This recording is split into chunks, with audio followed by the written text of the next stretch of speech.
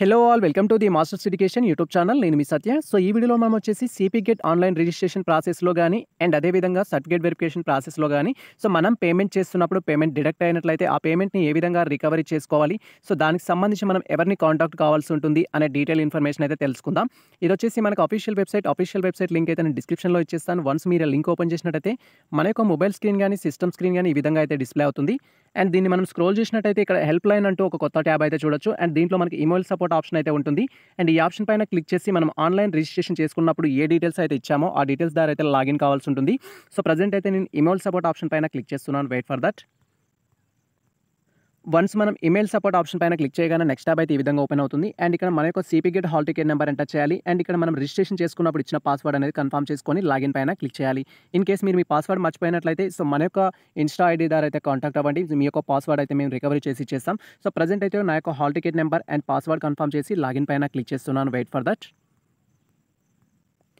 Once మనం మన యొక్క డీటెయిల్స్ తోటి లాగిన్ అవ్వగానే నెక్స్ట్ ట్యాబ్ అయితే ఈ విధంగా డిస్ప్లే అవుతుంది. అండ్ మనకు లెఫ్ట్ సైడ్ కార్నర్లో వచ్చేసి ఇన్బాక్స్ అని అండ్ రైట్ సైడ్ కార్నర్లో వచ్చేసి కంపోజ్ మెయిల్ అయితే ఉంటుంది.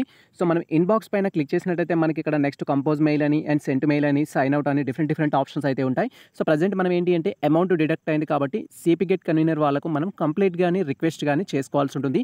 సో ఆ కంప్లీట్ కానీ రిక్వెస్ట్ కానీ మనం చేయాలి అనుకుంటే అండ్ ఇక్కడ లెఫ్ట్ సైడ్ కార్నర్లో ఉన్న కంపోజ్ ఆప్షన్ పైన లేదా రైట్ సైడ్ కార్నర్లో ఉన్న కంపోజ్ ఆప్షన్ పైన క్లిక్ చేసినట్టయితే మనకు నెక్స్ట్ ట్యాబ్ అనేది ఓపెన్ అవుతుంది.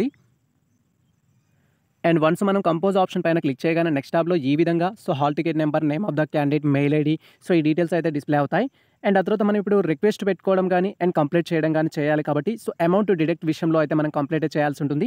అండ్ ఇక్కడ టైప్లో వచ్చేసి ఏంటంటే సెలెక్ట్ ఆప్షన్ పైన క్లిక్ చేసి సో మనకి ఇక్కడ డిఫరెంట్ ఆప్షన్స్ అయితే ఉంటాయి. రిక్వెస్ట్ అంటే సో నేను ఆల్రెడీ ప్రీవియస్లో చెప్పడం జరిగింది. మీరు ఇన్కమ్ సర్టిఫికేట్ కానీ క్యాస్ట్ కానీ నెక్స్ట్ మీ యొక్క మెమోస్ కానీ అప్లోడ్ చేసుకునేటప్పుడు ఏదైనా మిస్టేక్ చేసినట్లయితే వాళ్ళని రిక్వెస్ట్ చేయాల్సి ఉంటుంది. జస్ట్ ఇక్కడ రిక్వెస్ట్ ఆప్షన్ పైన క్లిక్ చేసి డీటెయిల్ ప్రాసెస్ అయితే నేను ప్రీవియస్లో వీడియో చేయడం జరిగింది. ఆ వీడియో అయితే చూడండి. అండ్ ప్రజెంట్ ఏంటంటే అమౌంట్ డిడక్ట్ గురించి కాబట్టి సో ఇక్కడ కంప్లీట్ ఆప్షన్ సెలెక్ట్ చేసుకుంటున్నాను.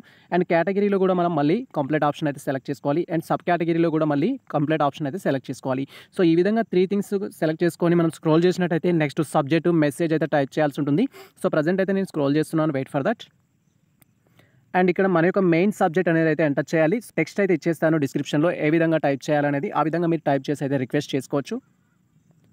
అండ్ నేను ఇక్కడ టెక్స్ట్ అయితే టైప్ చేయడం జరిగింది. Amount deducted from my account and but not success అని. సో మనం ప్రజెంట్ ఏంటంటే రిజిస్ట్రేషన్ ఫీ అనేది పే చేయడం జరిగింది. అమౌంట్ అనేది డిడక్ట్ అయింది కానీ మళ్ళీ అగైన్ పే చేయమని చెప్తుంది. సో అదే ఇన్ఫర్మేషన్ ఇక్కడైతే టెక్స్ట్ టైప్ చేయాలి. అండ్ దానికి సంబంధించిన ప్రూఫ్స్ కూడా మనం అప్లోడ్ చేయాల్సి ఉంటుంది.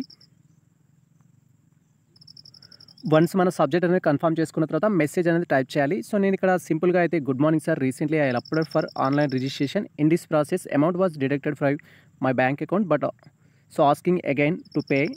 So it was not success. So now I am what to do and what about deducted amount. So ఈ విధంగా అయితే మెసేజ్ అనేది టైప్ చేయడం జరిగింది. సో ఈ మెసేజ్ యొక్క ఫార్మాట్ కూడా నేను డిస్క్రిప్షన్లో అయితే ఇచ్చేస్తాను. అండ్ అదేవిధంగా so my transaction ID, so మన అమౌంట్ ఏదైతే డిడక్ట్ అయినప్పుడు ట్రాన్సాక్షన్ ఐడి జనరేట్ అవుతుందో ఆ ట్రాన్సాక్షన్ ఐడి అనేది ఎంటర్ చేసుకోవాలి. ఇన్ కేసు మీరు యూటీఆర్ ద్వారా పే చేసినట్టయితే యూటీఆర్ నెంబర్ అనేది ఎంటర్ చేయాలి. సో ఈ విధంగా టెక్స్ట్, సబ్జెక్ట్ అండ్ అదేవిధంగా మెసేజ్ టైప్ చేసుకున్న తర్వాత ఇక్కడ చూస్ ఫైల్ పైన క్లిక్ చేయాలి. సో చూస్ ఫైల్ పైన క్లిక్ చేసి ప్రజెంట్ మీకు అమౌంట్ డిడక్ట్ అయినట్టు ఒక మెసేజ్ అయితే వస్తుంది మీ యొక్క బ్యాంక్ అకౌంట్కి సంబంధించిన నెంబర్కి. సో ఆ నెంబర్కి వచ్చిన మెసేజ్ని మనం ఇక్కడ స్క్రీన్ షాట్ తీసి పెట్టుకోవచ్చు. ఇన్ కేసు మీరు యూపీఐ కానీ, ఫోన్పే కానీ, గూగుల్ పే కానీ ఇలా పే చేసినట్టయితే దానికి సంబంధించిన స్క్రీన్ షాట్ కూడా తీయొచ్చు. అండ్ ఈ విధంగా నా అమౌంట్ డిడక్ట్ అయినట్లు సో నేను స్క్రీన్ షాట్ అయితే తీసుకొని పెట్టుకోవడం జరిగింది. ఈ స్క్రీన్ షాట్ని ప్రజెంట్ అయితే నేను అప్లోడ్ చేయడం జరుగుతుంది.